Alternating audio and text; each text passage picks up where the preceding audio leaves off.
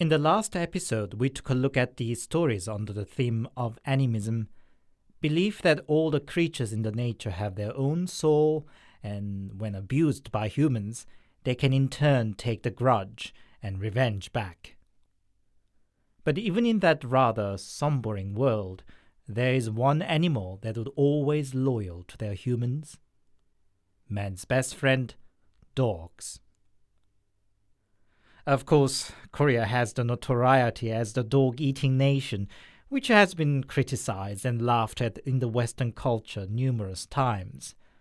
But it is not at all true that Koreans have seen dogs as a walking, barking chunk of meat. True that dogs were not always treated as a part of the family. Even in the Western world, it's really into the 20th century that dogs were viewed as a companion and a family member, after all. But the species' particular sense of loyalty and dedication was always duly noted. It's just in the traditional agricultural economy with very little animal farming industry, the easiest access to animal protein for the ordinary people were chickens and dogs. Probably their loyal nature to humans might have assured that there would be no repercussion by eating them, as opposed to other animals with more vengeful souls. By now, Korea had significant population of dog lovers and animal rights activists too.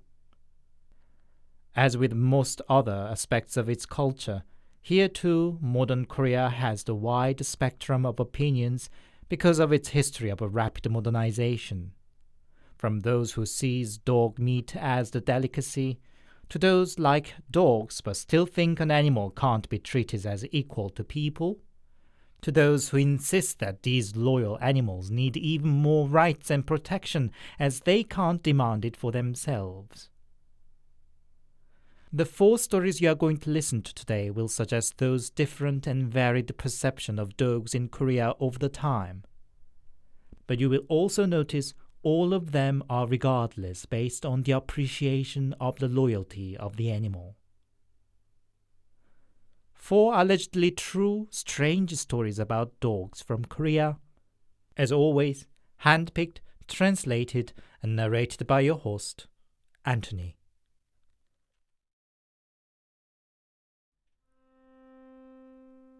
This is my mom's favorite story to recount time after time. Back in 1968, my older brother was yet only a newborn. My family then was dirt poor and lived in a crumbling down thatched house deep in the countryside. Mom would still shudder when she talks about the hardship she had to endure at that time. How she cut her finger by a sharp ice shard as she washed clothes in midwinter. How many buckets of water she had to draw just to get a little shower in the summer heat, and the splash from the unpaved ground made her more dirty than clean.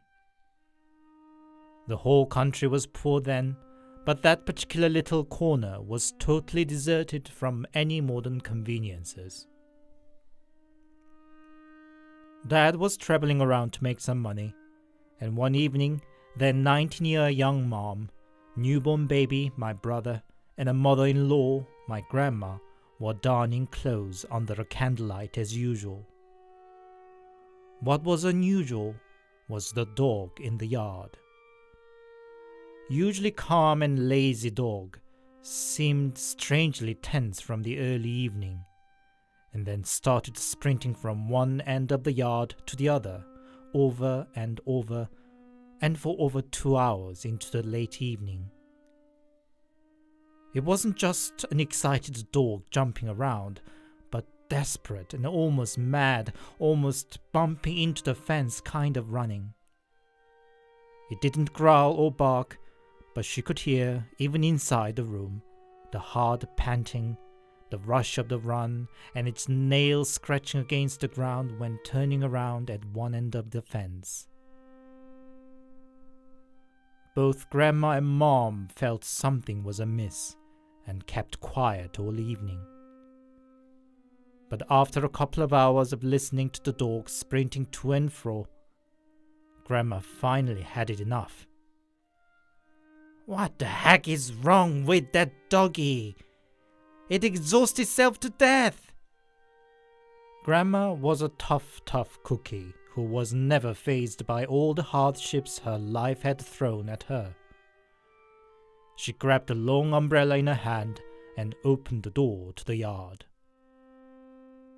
The door crack opened not even an inch, and the dog rushed inside, hid itself at the farthest corner of the room, and pissed itself a bucket. All the while its mad sprinting, it must have been watching the door.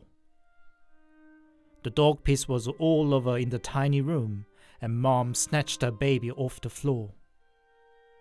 And for the first time and the last time in her life, she yelled at her mother-in-law, "Get the dog right out!"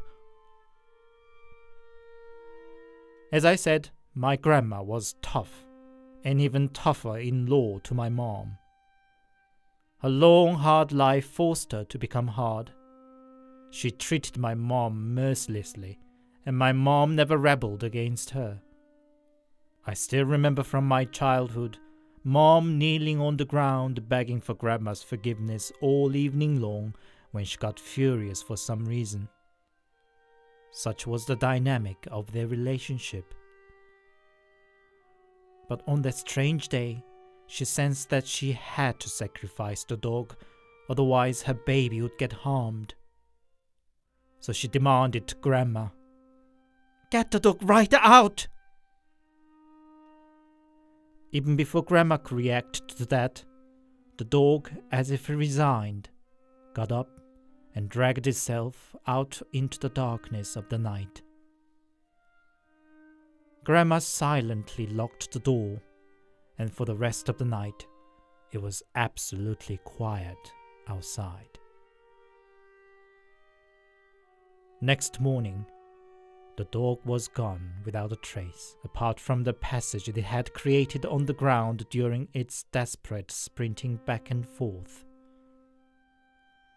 They searched for the dog all around, but in vain. The only thing they found was a single footprint of a beast in the middle of the yard, as big as a grown man's hand. Mom isn't sure what kind of animal that might have been, but she believes it was a sort of a big cat, like a tiger or leopard. But what caused such intense tension and horror in the air that night could have been nothing less than a tiger, she would insist. Mom still feels guilty about the dog. But what else could I have done? Sensing something terrifying awaiting just outside that flimsy paper door, what drove was the mother's instinct to save the baby for whatever price, she would say.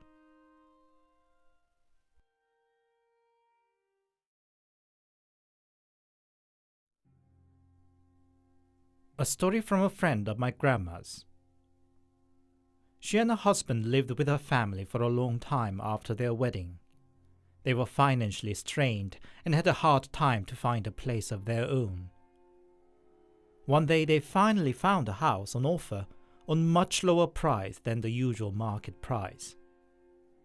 They started preparing to move in, but the mother of the bride looked around the house once and opined that she was not happy with the house. But for the young couple, it was too good a chance to miss.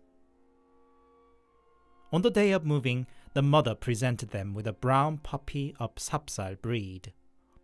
It is one of native dog breed from Korea, characterized with its long, fluffy fur. "The house has a dark vibe. This puppy may help," she said. The couple loved dogs and was happy to adopt it regardless of what the mother said. Upon arriving their new place, the puppy started to bark ferociously, running all around the house, on the floor, underneath the floorboard, in the room, around the yard.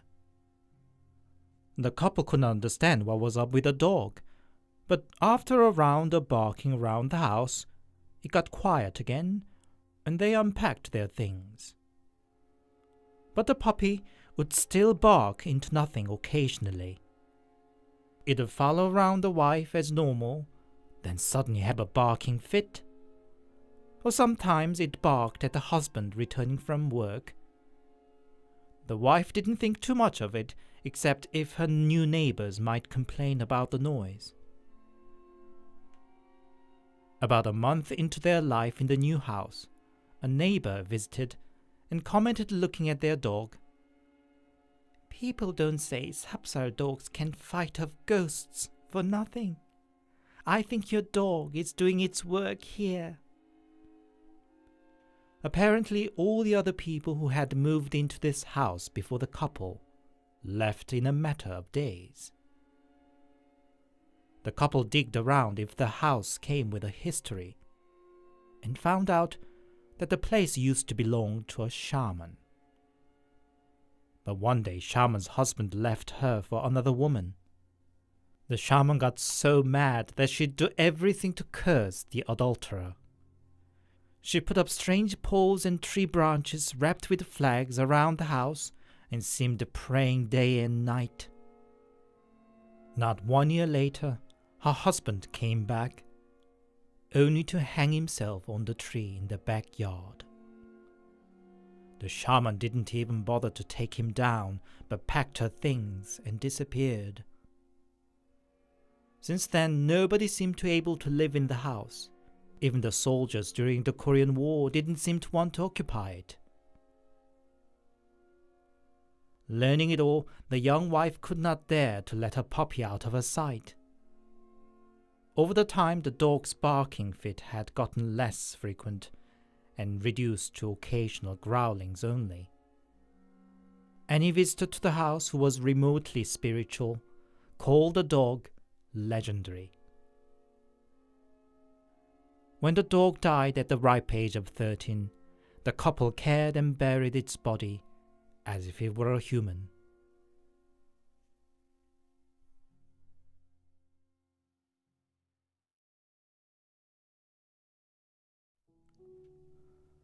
My family is a bit all over the place when it comes to religion.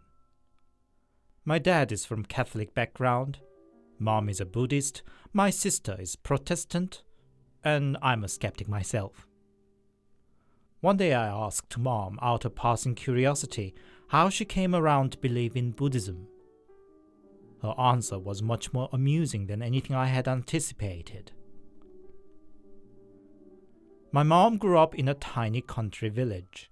As usually the case is with such a village, most inhabitants were consisted with the elderly. Mom's neighbor was one such old lady who was left alone after her husband passed. Her only company was a dog that she called Sundung, referring to the dog's gentle nature. The dog was practically her son. Old lady would feed the dog before she ate, and indeed they loved each other very much. Sadly, Sundung died at the ripe age of 14. The old lady was devastated, lost appetite and all a while. Thankfully, a good news arrived.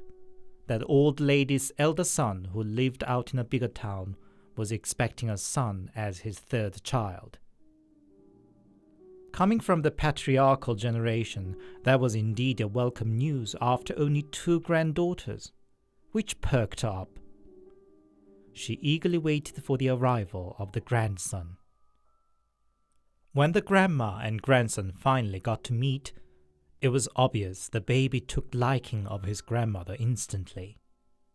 His crying would instantly turn into a smile in grandma's presence. The old lady, of course, fell in love with him. When the boy turned about 4, Grandma asked him for fun, "Why do you like Grandma so much?"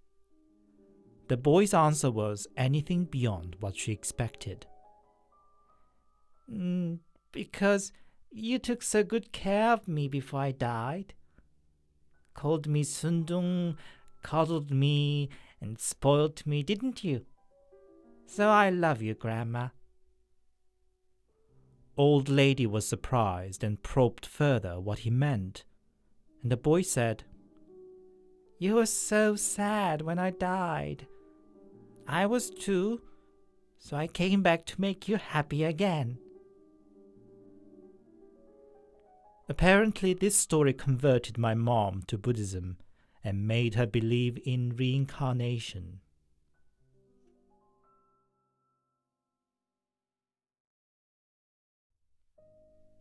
Last spring, Bori, my family pet dog of the past 16 years, died. She was adored by all 6 of us, my granny, dad, mom, sister, brother, and me.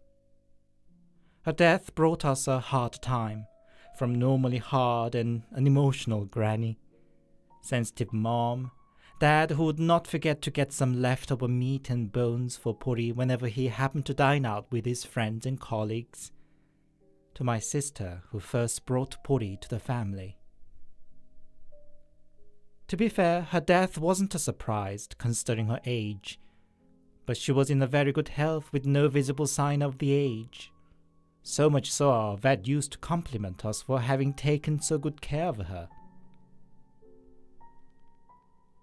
Nevertheless, when the day came and my brother, a grown-up man of 20, called me in all tears that Bori had just died, it was tough. When I got back home in the evening, the limp body of little Bori was on the lap of my grandma. Mom was crying over Granny's shoulder, and 2 men of the house were each looking out of the window. Nobody even thought to turn on the light while the dusk was setting in. Time moved on, and came the autumn. The women in the family would sleep in the cooler living room together during the midsummer heat. Now that the weather turned cooler, it was the first day we all parted into our own rooms for sleep. When I was settling into bed, I heard from the living room, small but distinctive. And it wasn't just me who heard it. My parents, sister, and I all came out from bedrooms. Sister quickly turned on the light of the living room, and we found Granny on the floor unconscious. We called in the ambulance. Fortunately, she was found at a very early stage of stroke. Since nobody heard her collapsing, if she was left undiscovered the whole night, it could have gone much worse. Gathered around Grandma, Dad said, "I think Bori called us to save Grandma." Who can tell? But I do want to believe it was our dog. Thank you, dear Bori.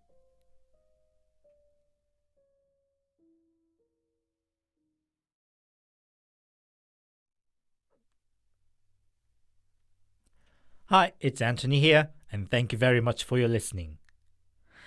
I'm more of a cat person than a dog person, but do have a fond memory of the family dog that grew up with me into my young adulthood. If you yourself have or had a dog, I think you would have particularly enjoyed today's episode. This is turning into unwittingly a mini-series about animals, but I think if I manage to dig out enough stories, there'll be probably a couple more episodes about animals, in the usual paranormal and bizarre spectrum, of course. If you haven't yet, please consider giving my video a thumbs up, subscribing to my channel, and sharing it with others. It will really help this channel grow. Until the next, have a wonderful week, stay safe, and take care.